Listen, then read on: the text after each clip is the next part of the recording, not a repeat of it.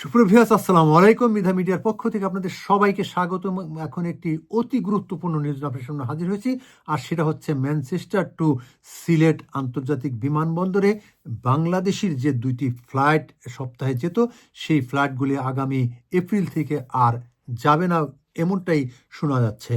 এর ফলে ব্রিটেনের যেসব সিলেটবাসী বসবাস করেন, বিশেষ করে যারা ম্যানচেস্টার এবং ওই এলাকার আশেপাশে যারা বসবাস করেন, তারা এখন সোচ্চার হচ্ছেন। তাদের দাবি হচ্ছে যে এই ফ্লাইটগুলি সচল রাখতে হবে, অর্থাৎ এই ফ্লাইট বাতিল করা যাবে না। এই ফ্লাইট বাতিল হলে অনেকেই বিড়ম্বনার শিকার হবেন, অনেক যাত্রী বিড়ম্বনার শিকার হবেন, এবং বিশেষ করে ইয়াং প্রজন্ম যারা আছেন তারা বাংলাদেশমুখী বিমুখ হয়ে যাবেন। এজন্য সিলেটবাসী যারা আছেন তারা এখন সোচ্চার হচ্ছেন, এবং বিভিন্ন কমিউনিটির নেতাসহ বিভিন্ন ব্যবসায়ীরা তারা এখন সোচ্চার ভূমিকা রাখছেন। বিভিন্ন সময়ে সমাবেশ হচ্ছে, এবং সেই সাথে কমিউনিটির নেতারা কি বলছেন শুনুন সেই তাদের বক্তব্যগুলো। এই মুহূর্তে বাংলাদেশে যাওয়ার জন্য বাংলাদেশ বিমানের হিথ্রো বলেন, ম্যানচেস্টার বলেন, কোনো ডেস্টিনেশনে কোনো সিট খালি নেই। এক্ষেত্রে আমরা কাস্টমারকে সবসময় এনকারেজ করছি, আপনি সরাসরি ফ্লাইটে ম্যানচেস্টার থেকে সিলেট যেতে পারবেন, প্রয়োজনে ম্যানচেস্টার না আসেও আপনি হিথ্রো আসতে পারবেন। বাট বিমান রাষ্ট্র পতাকা নিয়ে ব্রিটেনের দীর্ঘদিন ধরে প্রবাসীদের সার্ভিস দেওয়ার জন্য ওয়াদাবদ্ধ ছিল। আমরা প্রবাসীরা সবসময় যখনই বিমানের টিকিটের দাম মোর দেন 1000, তারপরেও কিন্তু বিমান চড়ে কিন্তু ওরা সবসময় আনন্দ পায়, এবং আমাদের বাচ্চারা নিয়ে মুরব্বীরা যখন সরাসরি ফ্লাইটে সিলেট যায়, এটা বাড়ন্তি সুযোগ ছিল। আমি বিশ্বাস করি বিমানকে এই ফ্লাইট যদি সাসপেন্ডেড করা হয়, তো বিশেষ করে বৃহত্তর বার্মিয়াম থেকে শুরু করে ওয়েলস, ম্যানচেস্টার, লিভারপুল, এই প্রচুর প্রবাসীরা রয়েছে, ওনাদের জন্য কষ্ট হবে। আবার এমিরাত এবং কাতার ব্যবহার করতে হবে। হিথ্রোর প্যাসেঞ্জার কিন্তু ম্যানচেস্টার যাবে না, ম্যানচেস্টার প্যাসেঞ্জার কিন্তু আজকাল আর হিথ্রো আসার সময় নেই, ওরা ম্যানচেস্টার থেকে সরাসরি সিলেট যেতে চায়। অতএব বিমানের ফ্লাইটটা কন্টিনিউ রাখলে প্রবাসীদের উপকৃত হবে, এবং আমরা যারা ট্রাভেলিজম ব্যবসায়ী আমরা সবসময় প্রবাসী করা ঠিক না। এটা আমাদের ন্যাশনাল ক্যারিয়ার, এবং এই ম্যানচেস্টারের এবং লন্ডনের লোক এই বিমানের উৎপত্তি লন্ডন থেকে করেছিল। একটা ফ্লাইট তাদের পয়সা দিয়ে, আমাদের আগের পুরানা লোকরা ব্রিটিশ মিডল্যান্ড থেকে একটা ফ্লাইট হায়ার করে এটা বিমান নাম দিয়ে বাংলাদেশে নিয়ে গেছিল।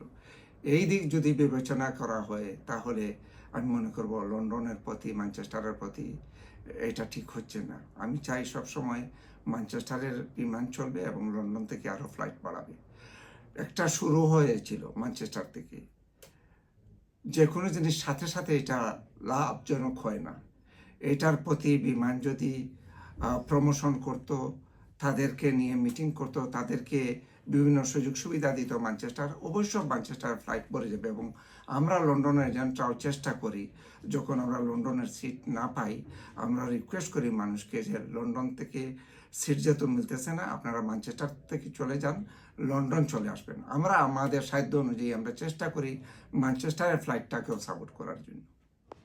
ওল্ডহ্যাম, রসডেল, ব্রেডফোর্ড, ইভেন বার্মিংহামের যে কমিউনিটি, এরা বেশিরভাগ সিলেটি কমিউনিটি, এবং তারা সব সময় চায় যে ডাইরেক্ট ম্যানচেস্টার থেকে ফ্লাই করে কিভাবে তাদের সিলেট যাবে, এবং সেখানে তারা যাচ্ছেও, এই ফ্লাইটও তারা দিচ্ছে। কিন্তু ইদানিং এখন শুনতেছি যে এই রুটটা তারা বন্ধ করে দেবে, এবং শুনতেছি যে এইটা নাকি অলাভজনক হবে কি করে।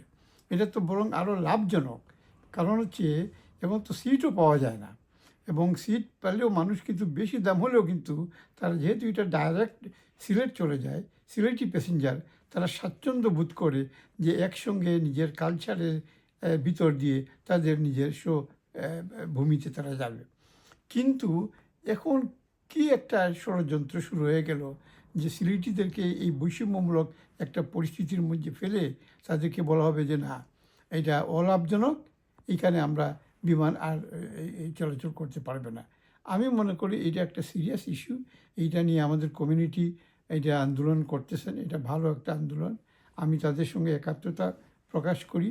আমি মনে করি যে যদি কোনো সময় এটা অলাভজনক হয়ও, এটাকে কিভাবে লাভজনক করা যায় এটার দায়িত্ব হচ্ছে বিমানের। কারণ ব্যবসা মানেই কোনো সময় হবে লাভ, কোনো সময় হবে ক্ষতি। এর মানে এই না যে একবার ক্ষতি হইলেই আপনি এটাকে বন্ধ করে দিবেন।